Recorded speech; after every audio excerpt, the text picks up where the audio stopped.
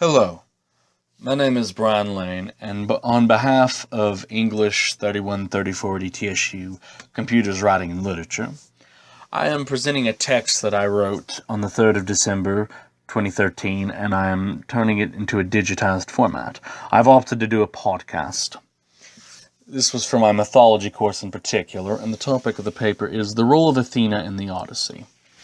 I touch upon some of the psychoanalytic criticism and challenge them. So I hope you enjoy. I will begin reading now without further ado. One of the most perplexing issues in Homer's The Odyssey is comprehending the role and function of the goddess Athena. The problem is most pronounced when examining Athena's duality. She provides Odysseus both her counsel and assistance throughout the story, yet she is also the entity that keeps him exiled from his home. The key to understanding the psychology and motivation of the goddess is not feasible by reducing her into a symbolic device.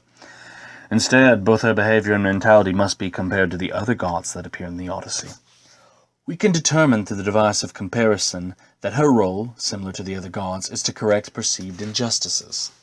The central injustice that provokes Athena's wrath towards the protagonist is when Odysseus and his crew plundered the shrines of Priam. Once you were fond of me, I am sure of that, years ago, when we Achaeans made war in our generation upon Troy. But after we had sacked the shrines of Priam and put to sea, God scattered the Achaeans. This is from Book 13 of Homer's The Odyssey, lines 401 through 405. What is interesting about Odysseus' charge is the fact that it reveals the retaliatory nature of the gods. To offend them is to provoke their wrath. Poseidon, the god of the sea, is another entity that Odysseus offends. He angered Poseidon when he injured the god's son, Cyclops, or Cyclops. This episode occurs in Book 9, lines 548 through 610. Throughout the Odyssey, Odysseus is attacked by the sea god when he takes a voyage on the sea. Note the central link between Athena and Poseidon. They are punishing the people who dared to offend them. Is such behavior befitting of such entities? The second gathering of the gods that occurs within the epic sheds light on this question by emphasizing the intended role of the gods. Athena speaks to the assembly. O Father Zeus, and gods in bliss forever, let no man holding scepter as a king think to be mild, or kind, or virtuous. Let him be cruel, and practice evil ways. For those Odysseus ruled cannot remember the fatherhood and mercy of his reign. Meanwhile, he lives and grieves upon that island in thraldom to the nymph. He cannot stir, cannot fare homeward, for no ship is left him fitted with oars, no crewmen or companions to pull him on the broad back of the sea. And now murder is hatched on the high sea against his son, who sought news of his father. Book 5, lines 9 through 21. These lines revealed that Athena is concerned about the injustice that surrounds Odysseus and his son. Her appeal to Zeus suggests that the gods can become active in the role of mortals and may aid them in order to correct inequity. The dilemma with inequity is determining who is offended and to what extent are the gods interested. Remember, Athena abandoned Odysseus, and Poseidon is keeping him lost at sea. Why did Athena change? A more apropos statement would be focused on the negation of the goddess's wrath. Why is Athena no longer willing to punish Odysseus? To divert the fury of the divine ones is to earn their sympathy. Even the gods may pity the agony mere mortals suffer through in life. Athena exposes the reader to this idea by confessing her concerns to Zeus at the beginning of the epic. But my own heart is broken for Odysseus. Book 1, line 67. We glean from this line that the gods are more than beings of vengeance. They are entities capable of compassion. We must be careful not to confuse this idea with human sympathy. Athena's epiphany that Odysseus has suffered enough appears spontaneously after years of keeping him exiled. A human from Greek culture would most certainly have a violent reaction to being offended. They would not, however, decide on a whim to end someone's exile. A human would offer a reason for their actions. Athena, by contrast, comes to the realization that Odysseus has been through enough.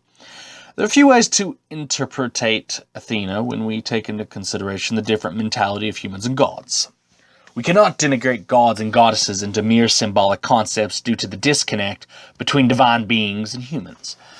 At best, we could attempt to say that Athena is representative of Odysseus's guilt, which keeps him from simply returning home. There are two problems with that particular interpretation. The first issue is that Odysseus shows no remorse for his actions during his exile, and when he finally returns to his home. The second predicament with the interpretation is that it omits the power of the mighty Poseidon on the people around him. Both gods cannot simply be reduced to aspects of Odysseus. They are separate from him, and they impact the world around him. Conflicts influence the person that is internalizing them, and they can only manifest through that person.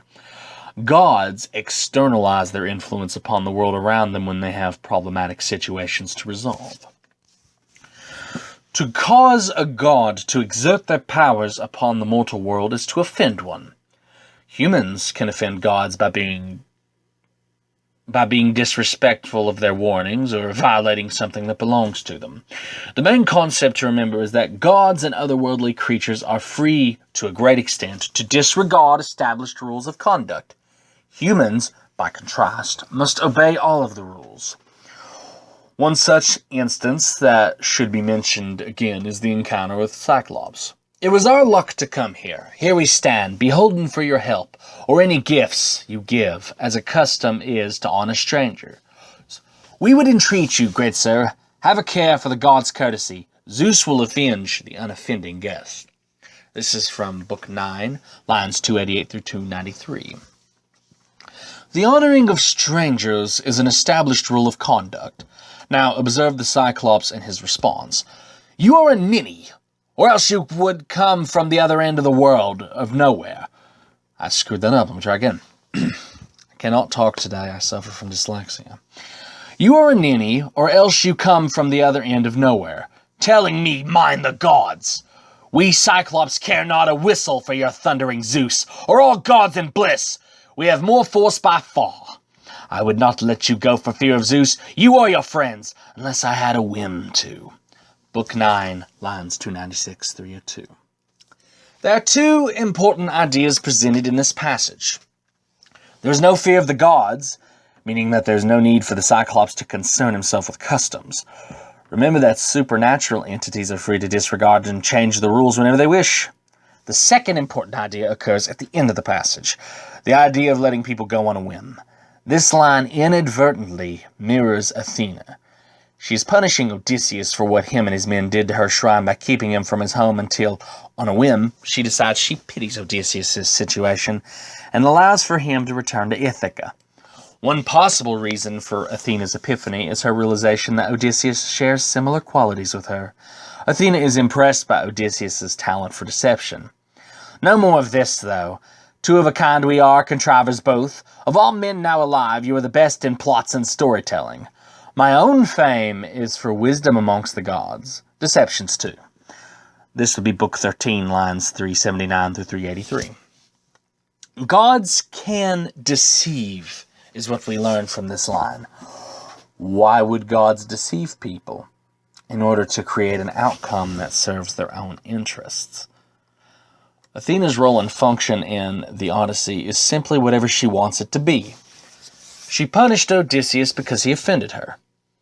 Poseidon punished Odysseus because he gouged out the eye of the Cyclops. Athena extended her mercy to Odysseus because she saw in him qualities that were reminiscent of her own. Gods and goddesses are not altruistic. They want what they want. Once Odysseus impressed her, her wrath was no longer directed at him, but at the suitors who all could care less about the rules of conduct concerning being good guests. There is no rational approach to understanding the gods. At best, we can summarize that the gods choose to do whatever pleases them. Athena is no different. What happens to Odysseus is what happens because the gods, namely Athena and Poseidon, allowed for these events to happen. When Athena becomes no longer pleased with Odysseus' suffering, can't talk, I told you. She liberates him and allows him safe passage home to slay his enemies. While this answer may not be the most satisfying, we must remember that the gods are too complicated to simply be declared as symbolic concepts. Athena drives the story to reach an outcome that pleases her. As for why certain events pleased her, we don't know. We only know that at some point in Homer's epic, her anger morphs into compassion. That same anger is later directed at the suitors for violating the rules of conduct. Therefore, we can say that the gods, with the most notable one being Athena, challenge what they view as an injustice, and they will correct it. And the work cited was Homer's The Odyssey, which was translated by Robert Fitzgerald, New York, Farrar, Straus, and Giroux, 1998 print. Very briefly, these are the main ideas that I've hit on. Basically, I'm challenging psychoanalytic criticism and a lot of other literary criticisms, because what they like to do, they like to take certain concepts and just they reduce them to nothing, when that truly undercuts the issue of the gods. You can't just say that they're representative of this or that. You have to examine their role in the story. It's the fact that they have an external influence on the world, that they're not, Odysseus's conscience, per se, which would be a very, an influence, probably an interpretation that Carl Jung would have advocated. Or Jung, so excuse me. So, that was my podcast on the role of Athena in the Odyssey, and if you have any comments or questions, feel free to leave it in the bottom, and I apologize about stumbling through certain sentences. I get like that when I read for long periods of time, but I hope I've had at least an enlightening discussion with you all on this, and thank you for your time.